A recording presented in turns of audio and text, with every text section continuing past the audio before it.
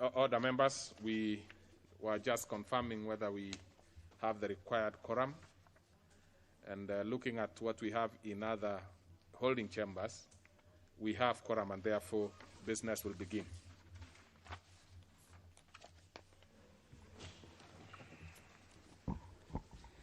Order number 1, administration of oath. Order number 2, communication from the chair. Order number 3, messages. Order number 4, petitions. Order number 5, papers. Under that particular order, we have the leader of majority starting as of.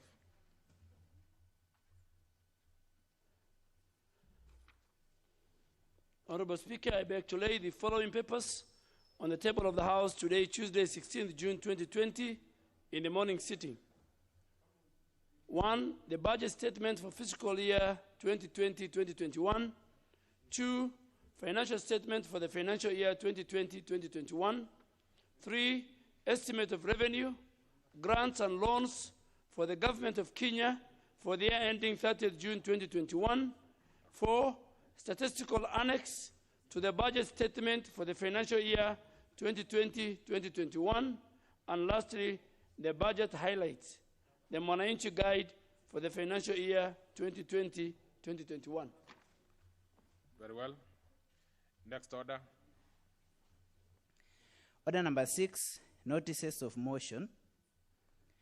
Order number 7, questions and statements. Yes, on this particular one, we have, let's start with the statements. So we will have the member for Lafay, Honorable Abdi Mude.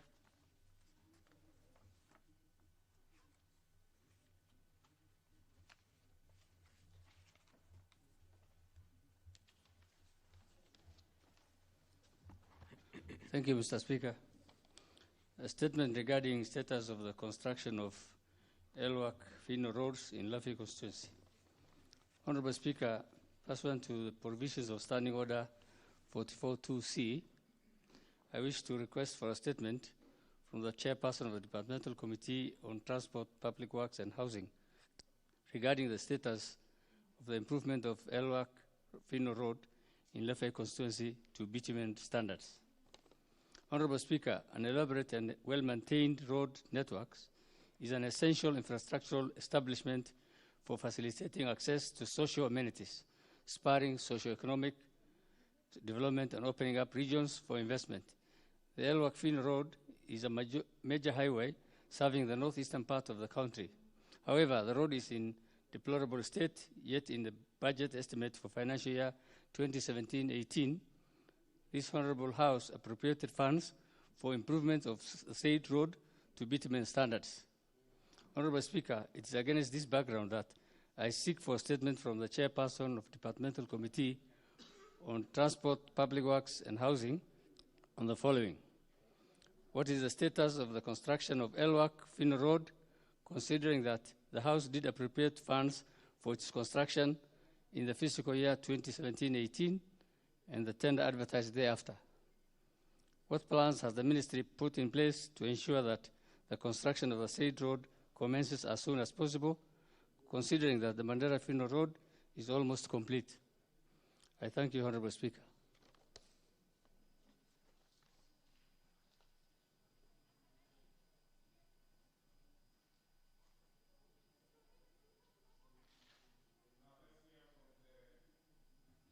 The Chair, Public Works, Transport and Public Works. How much time do you require?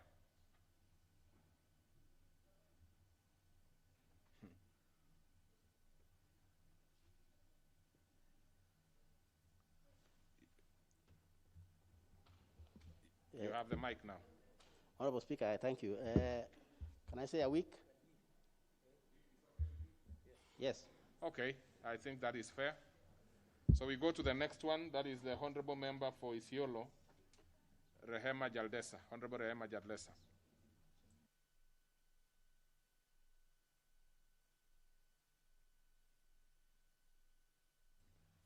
Honorable Rehema Jaldesa, is he in any other of the holding areas? Can't see any indication, so we will skip that one. Then we will go to the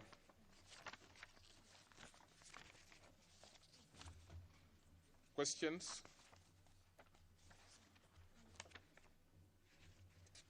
And I'm informed that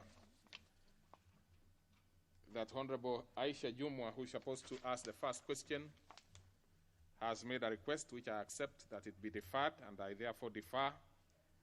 Let's have the member for Nyatike, Honorable Tom Odege. Honorable Speaker, allow me to ask question number 26.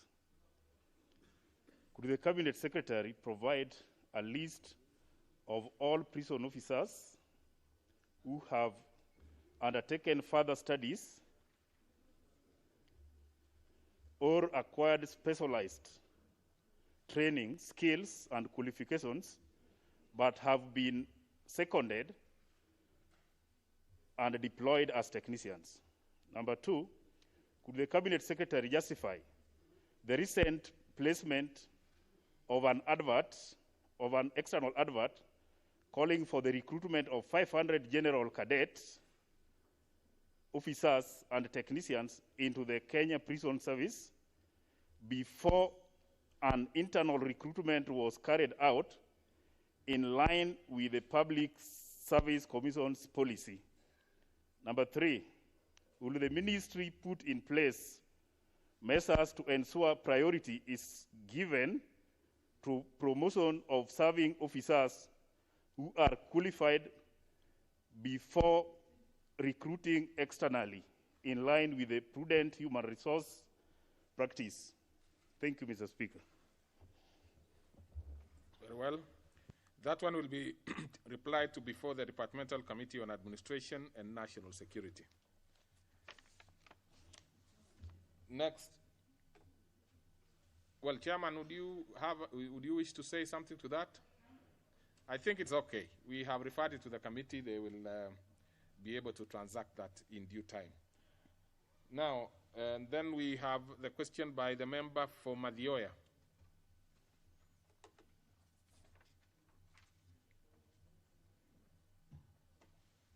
That's Honorable Peter Kihara.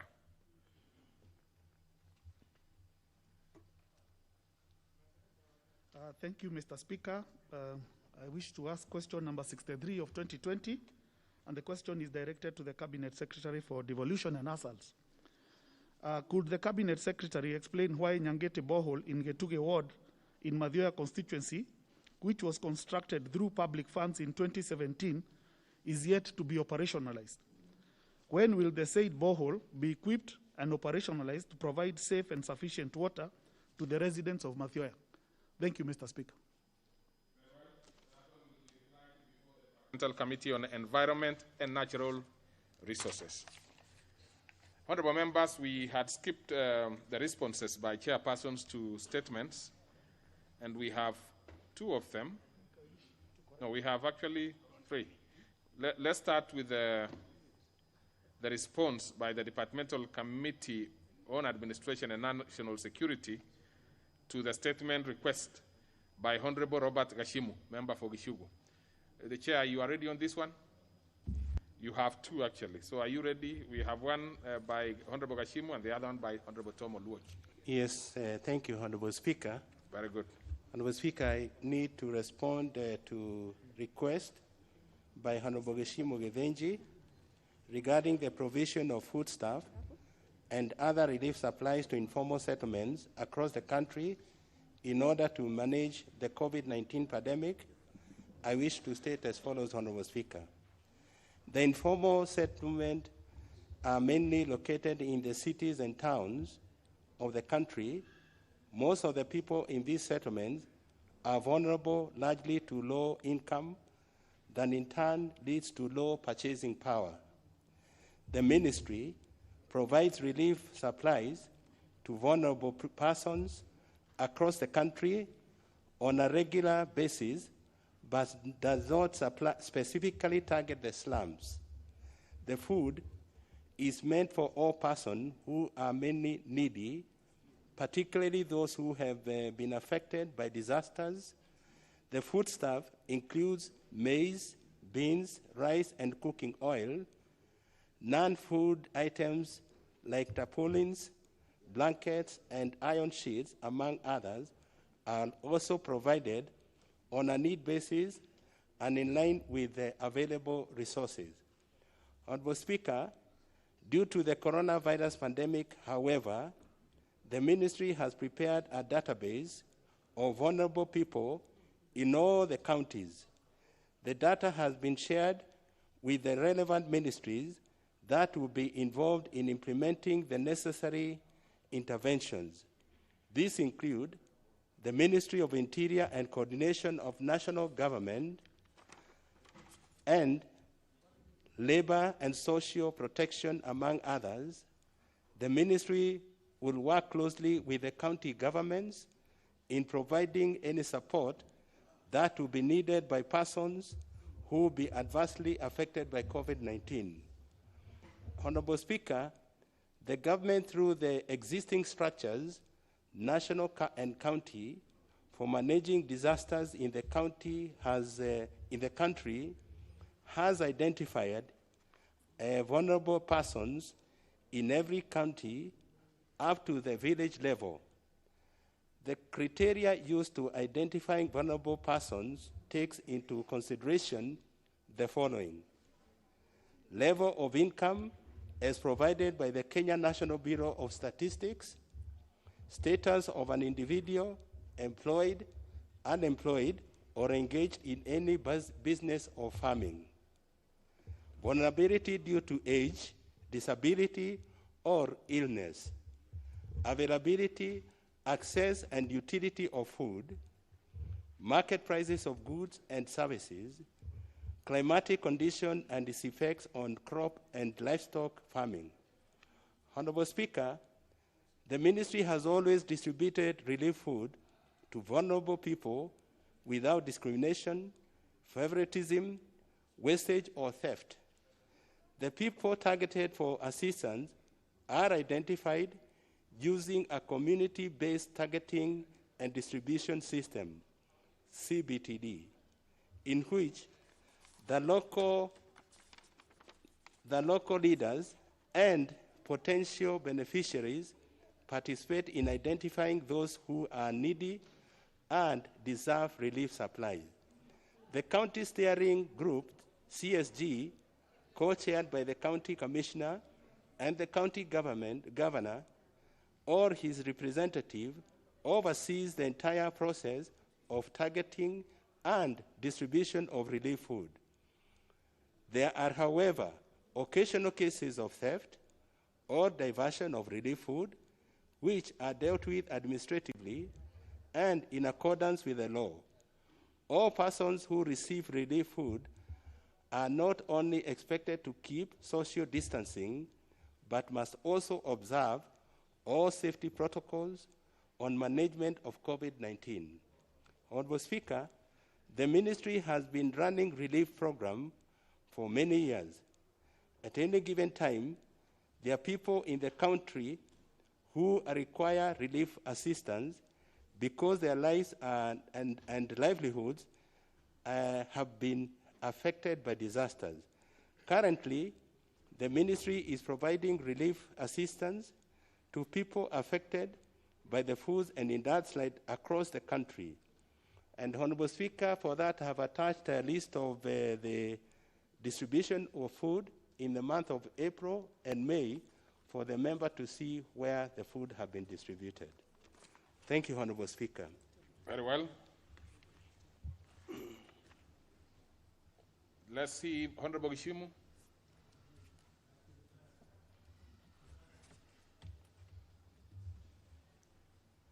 The first shot I give to the member who requested for the statement. And if I actually do not see him around, so therefore I will give an opportunity to two members. One will be the Honorable Dr. Wamalwa.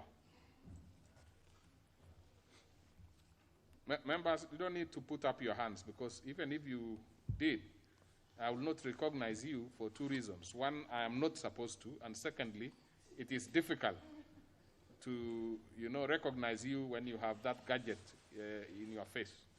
Very difficult. So I'd rather use this one, the normal gadget that we have here. Thank you, Mr. Speaker, for this opportunity. First and foremost, Mr. Speaker, I want to thank Honorable Koinange for that wonderful response, Mr. Speaker. Mr. Speaker, it is true, it's a nightmare now when it comes to this relief food. An instant, Mr. Speaker, in the county I come from, Trans Nzoia County, we've seen food being distributed, Mr. Speaker, by the Cabinet Secretary in charge of devolution. And there are many Kenyans who are being discriminated, Mr. Speaker, on political lines. We need to understand, because this food, Mr. Speaker, even the provincial administration, we have seen people complaining that the chiefs are selling this relief food, Mr. Speaker. We also need to know, is this aligned to a particular political formation, Mr. Speaker? Because it's been clear in my county, the CS comes with food, and that is food courtesy of Kenya's taxpayers' money, taxi of the donors, Mr. Speaker, and the food is given to some specific MCS, others are left out. When they ask for the reason, Mr. Speaker, they are told they are not politically correct, Mr. Speaker. We want clarity.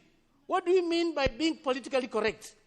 And this food, is it supposed to be distributed through the MCS or through the provincial administration where it goes to the chiefs? And there are some chiefs, Mr. Speaker, it has been demonstrated clearly that they have sold food to some shops.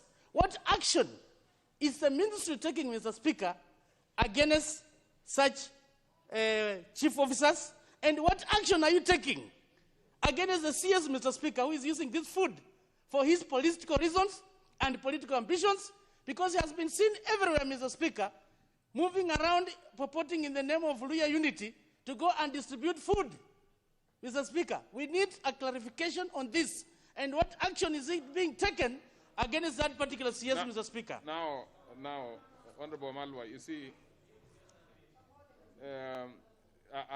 you had actually come out very well initially, but towards the end, I think you digressed. So it became again local politics, which is going to be difficult for us to transact as a house. Now, I'm going to look for someone else. I can see there are very many people from that region who are requesting but I'm not going to because there are many. So let's see from another part of the country. Honorable Nyamai Kaki. Thank you, Honorable Speaker. Honorable Speaker, when I came in, I found the Honorable Koinange giving a response regarding distribution of food. And Honorable Speaker, I would like to say that, yes, it is true that there is demand for food. There are many people who do not have food because of floods and other areas because of different natural disasters that happened. However, Honorable Speaker, before I make my comments, I would like to say that I'd put a point of order because I felt that the Honorable Wamalwa, who I have a lot of respect for, was disgracing. Because mentioning names of CS, going down to MCAs, going down to chiefs, he is actually bringing local politics into this house, and I think he can do it better out there. Honorable Speaker, I would like to say that, yes, now, Honorable Nyamai, you have to make a decision as to whether you want to, because you are also doing exactly the same thing you're accusing Wamalwa of. You're also digressing. Now, because Honorable Nyamai, on the one hand, it was a point of order you indicated, but I actually gave you an opportunity to ask your own, you make your own question. Now, I do not know, you have to make up your mind on which one you want to deal with. Are you interested in the point of order, or you want to make your own contribution, which you actually have? Okay. Honorable Speaker, thank you very much for your guidance. And I am going now to stick to the matters that were raised by the Honorable Koinange. Honorable Speaker, I would like to say that, yes, it is true that when this food is being distributed, it should not have any political inclinations. And that is extremely important to note. However, I would like to say that I would like to appreciate, first of all, that I have received food for my own constituency, and it is important that the honorable members know that if you have a need for food in your constituency, there is a channel that you can use, even to request for more food for your constituency. And I'm saying this because it is something that I have done. If I'm receiving 500 sacks, for example, for my constituency, and I have 2 sub-counties, I normally make an effort to ensure that I give information that these are the numbers in my constituency, and I have been considered. So, Honorable Speaker, I would like to say that, yes, distribution of food is happening. And where I come from, Kitui South, in fact, the food is issued by the DCC and my chiefs. It doesn't have any political issues. And when I get an opportunity, I participate. Thank you, Honorable Speaker. Yeah, you'll have to stop there, because what you have done is actually taken over from Honorable Koinange and answered Honorable Chris Wamalwa. I think we should leave it to Honorable Koinange. He will do his job well, as he normally does. Now, I know there is a member from the holding areas. I can see there is a leader of majority. You want to speak to this one, leader of majority? Then, in the meantime, Honorable Pukose from the other holding areas. Mr. Speaker, I really want to thank the chair for that very elaborate statement. Mr. Speaker, as a person who comes from a region that has been a recipient of relief food, and looking at the numbers this House allocates in terms of resources, the billions we allocate to relief food, I think this House and government must think now outside the box. And I think I will be suggesting in future, maybe even through government and through this House, that we turn the relief food into cash transfer. Because that will be better off.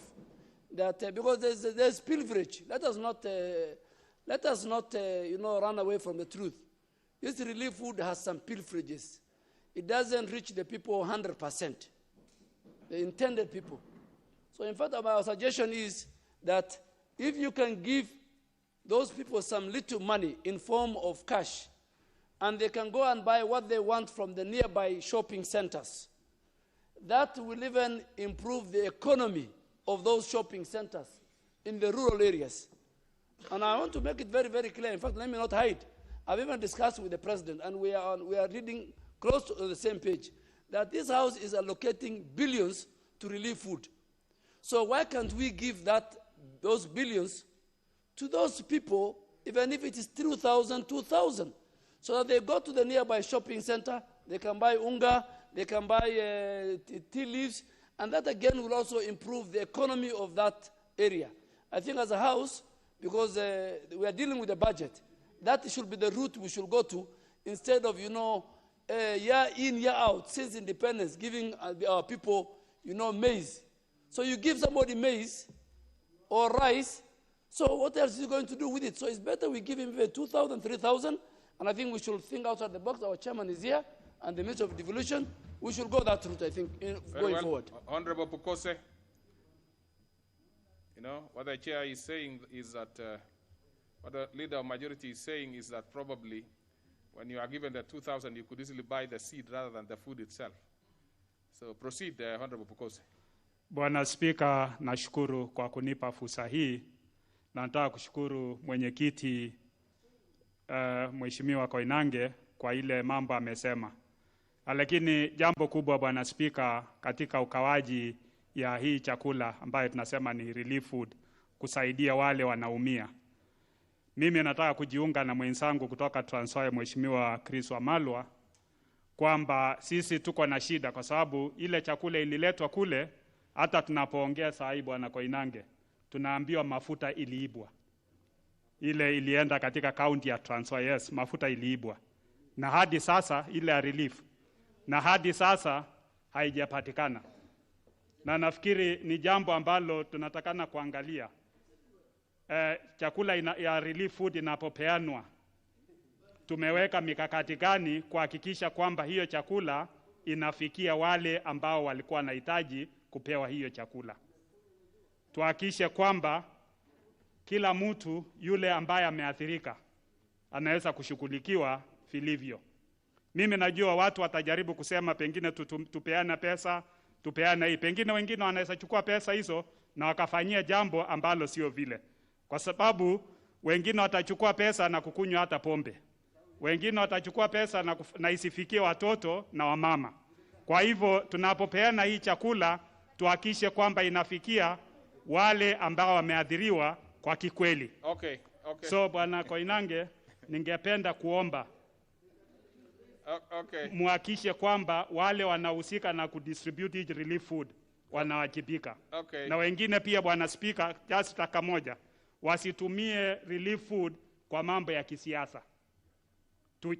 Tupeane chakula kwa wale ambao wameathirika, siasa itakuja baadaye. Nashukuru Bwana Speaker. Yeah, I can see the leader minority saying even the maize.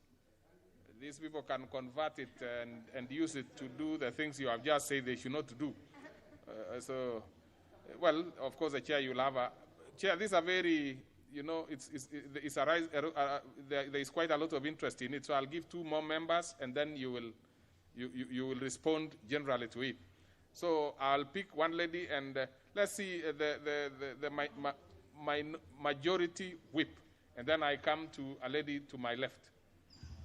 Thank you, Honorable Speaker. First and foremost, allow me to appreciate the comments from the chair.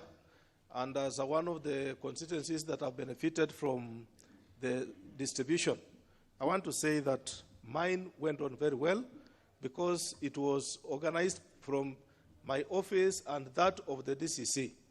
Honorable Speaker, it's just important that we get coordination proper.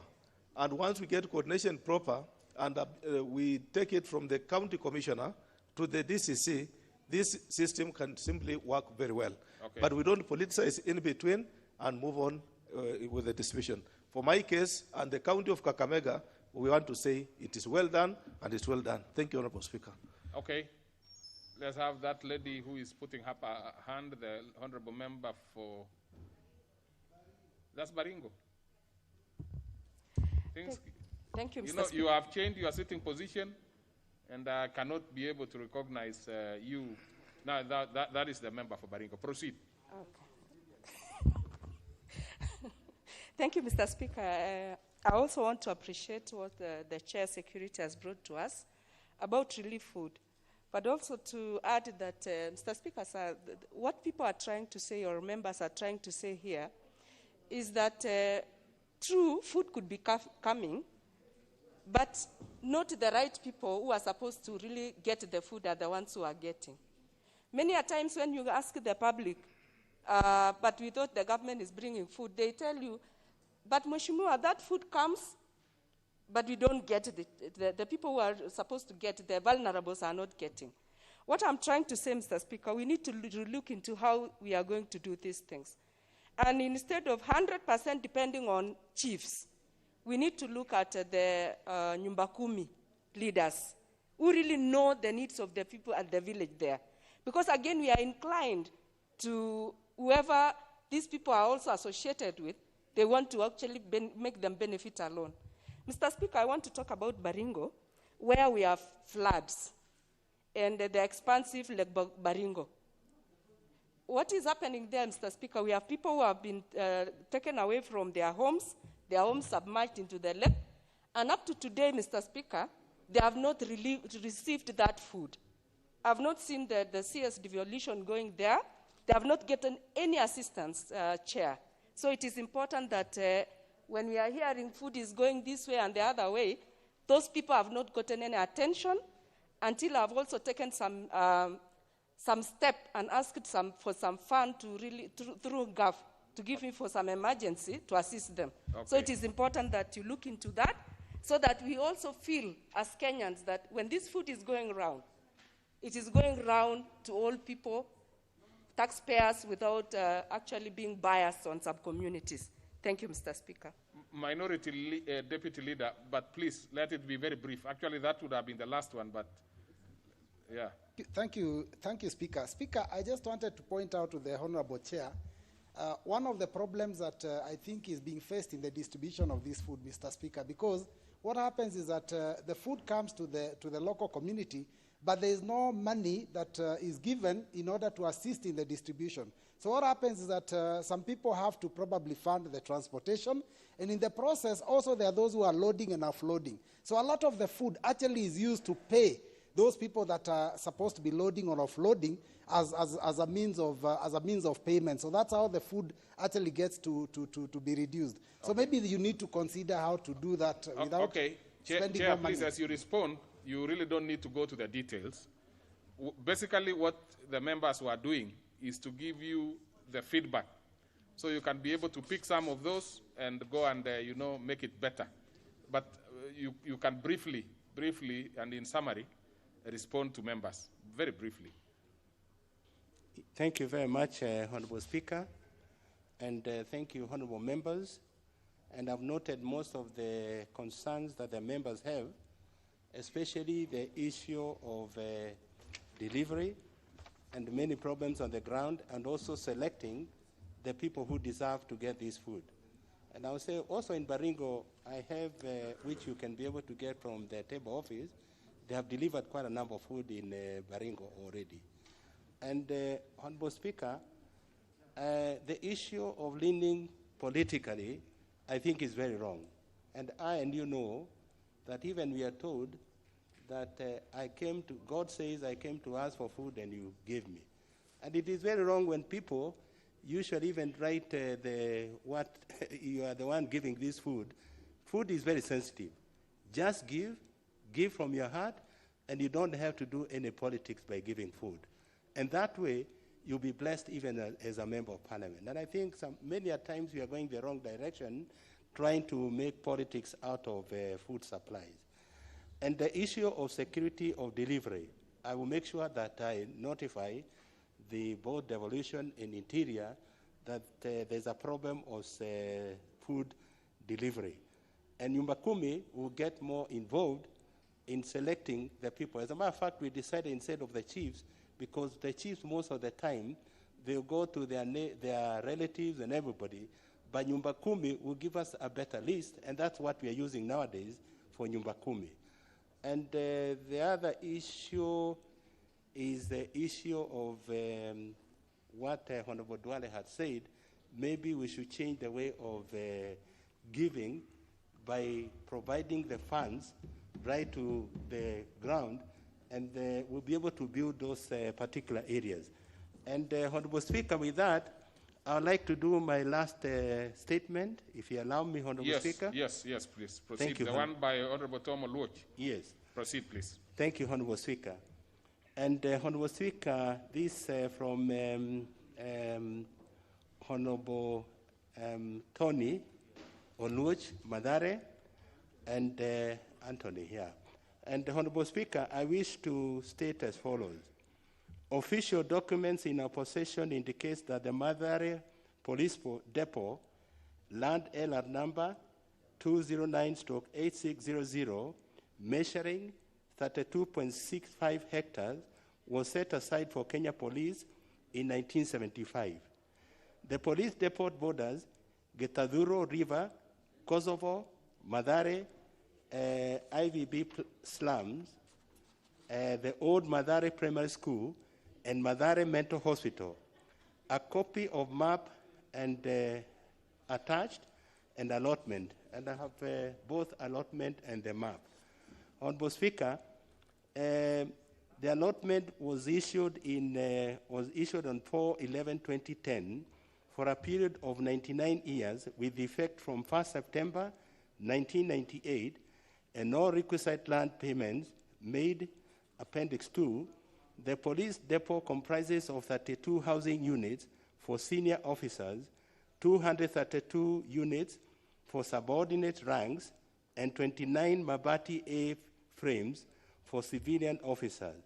There is also a police canteen and an old block that once used to host the Provincial Training Center. Secondly, Honorable Speaker, the Madare Police Depot land is protected under Section 3 of the Protected Area Act, Chapter 204 of the Laws of Kenya, as read with the 6th schedule of the Protected Areas Orders. It is described in paragraph 3 of the 6th schedule as Mathare Police Depot and Provisional Police Training Center at Mathare in Nairobi area. The land was gazetted in the Kenya Gazette through the legal notice number 56 of 1976, LN 56/1976, and legal notice number 11 of 1991, LN number 11/1991. The land was originally bound with a fence, but as time passed, the fence decayed and some portions vandalized, leaving the land open. As the land remained open due to lack of budgetary allocation to mend the fence, this led to encroachment on the property by squatters who, over time, have constructed both temporary and permanent structures.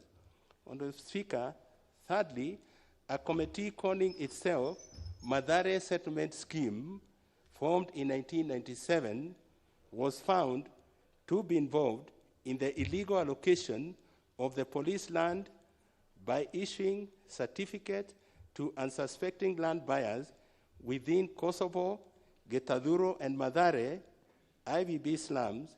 Some 41 of the owners of buildings on land was summoned to appear and present their title documents before the National Land Commission on February 12, 2016 and 26 January 2017, but failed to appear.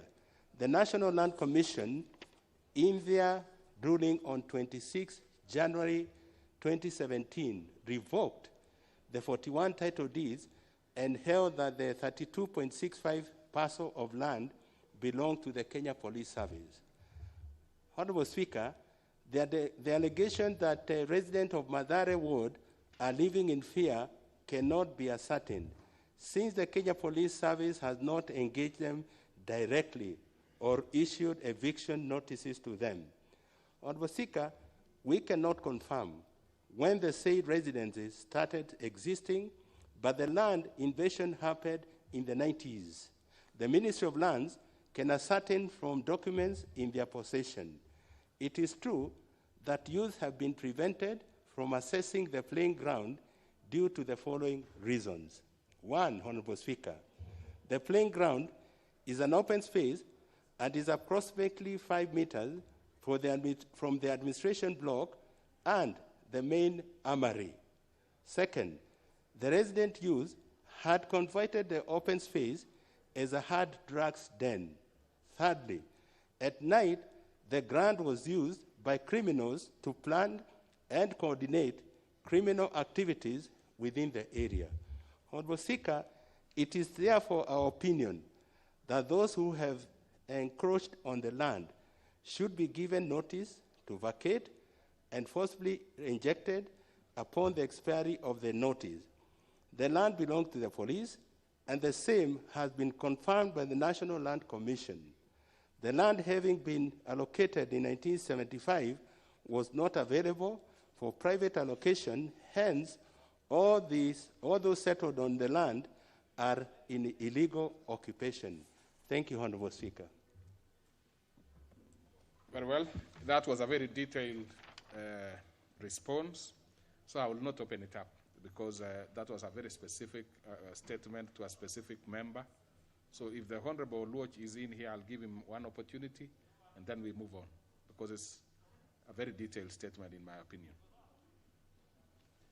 Yes, since he doesn't seem to be in, we will move to the next one. So we go to the Chairperson, Departmental Committee on Transport, Public Works, and Housing, who is responding on the forced railing of cargo by SGR from Mombasa to Naivasha ICD, sorry. I thank you, Honorable Speaker, for this great opportunity. Honorable Speaker, pursuant to provisions of Standing Order 44.2c, Honorable Abdul Samad Sharif Nasir sought a statement, Honorable Speaker, from this Honorable Committee on the following issues. One, what informed the notice on transit cargo by the Cabinet Secretary with regard to current economic problems bedeviling the sector? 2, what is causing congestions at the Port of Mombasa, and what plans are there to reduce the congestion as well as address the port efficiency? 3, how is addressing the COVID-19 pandemic a measure of decongesting the Port of Mombasa? 4, whether the notice on transit cargo issued is contrary to Competition Act. And finally, Honorable Speaker, why could the ministry allow cargo operators and clearing agents the option of choosing to use Naivasha Inland Container Depot or use other facilities, Honorable Speaker? And Honorable Speaker, therefore, I submit as follows.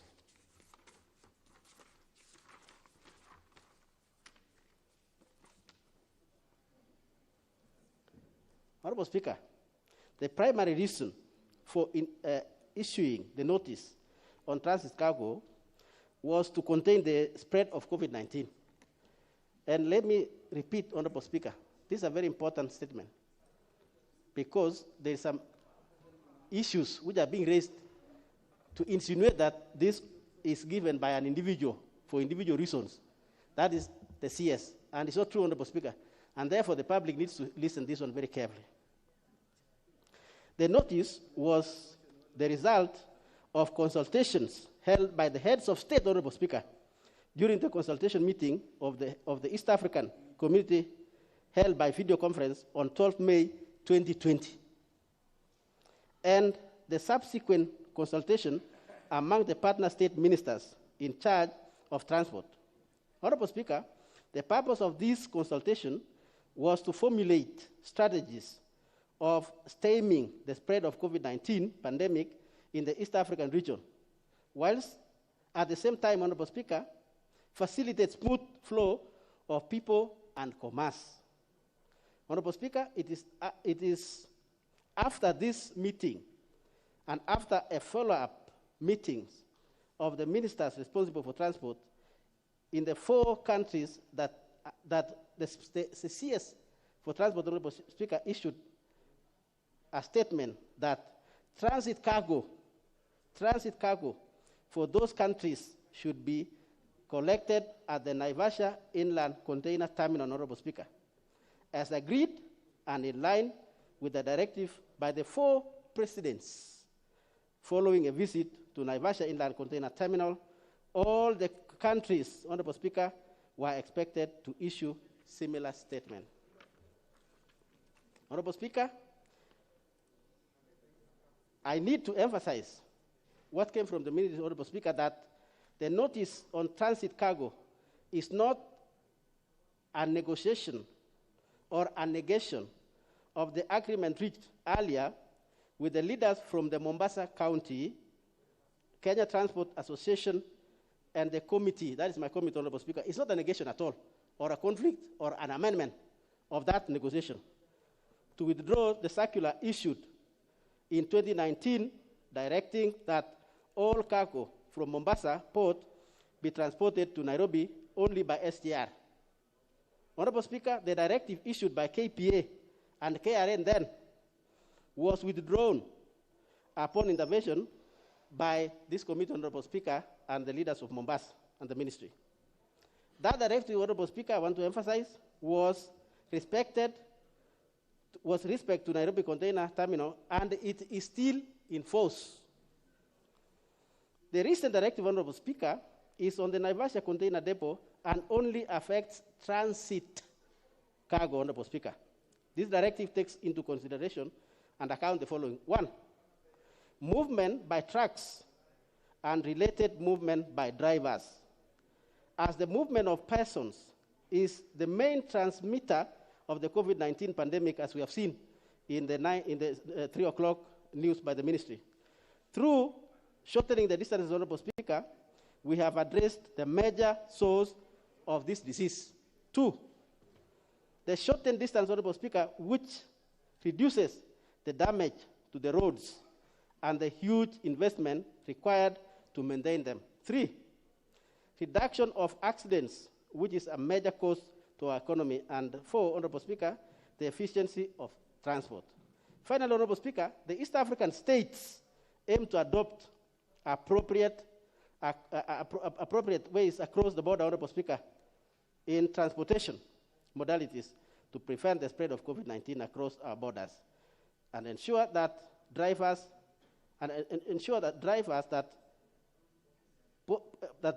that test positive for COVID-19, Honorable Speaker, are properly treated, and to reduce human interaction along the transit corridors, Honorable Speaker.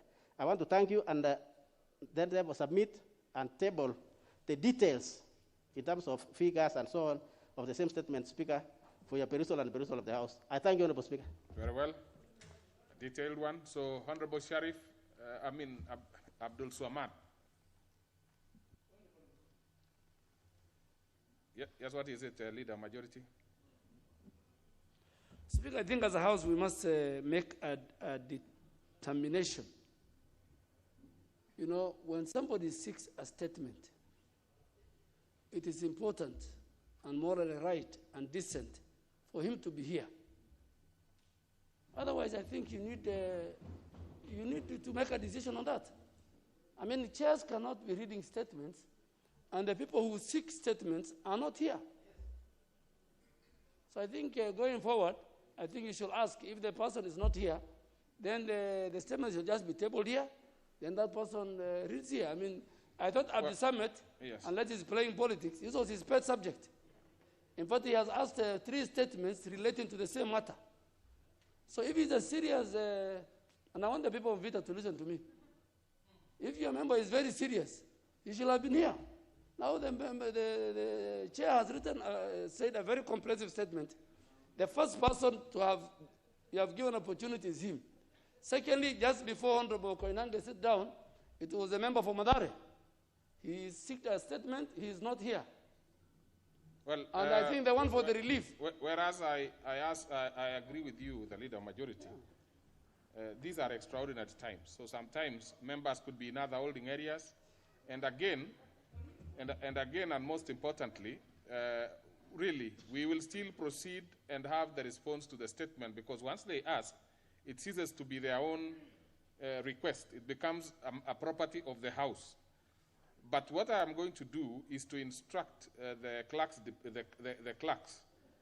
and the office of the clerk to make sure that all members who are supposed to receive statement responses must be informed. Because we might be accusing them. I can assure you many members would be very happy to be sitting here and you know, listening to the statement being responded to, but sometimes they have no idea that's going to come.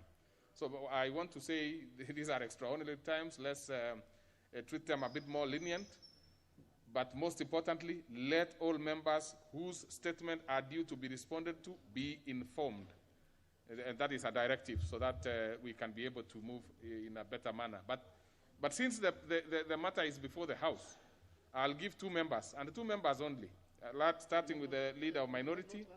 And then, do I get an indication that Honorable Sabina Chege, you want to say something to this? Okay, so the 2 of you. Thank you, Mr. Speaker. Mr. Speaker, I thank you for... Yes, I have seen that request. Probably, you know, it will be closer home. Proceed, Leader Minority. I thank you for the direction that you have given regarding those who have sought statements need to be informed when the statements will be answered, so that they make themselves available, and they can even request to be considered for allocation of seats, because remember, Mr. Speaker, we are only sitting here about 60 of us, and those who are sitting in the next room are also equally not many. But having said that, Mr. Speaker, this is a matter of national importance, and I thank the chair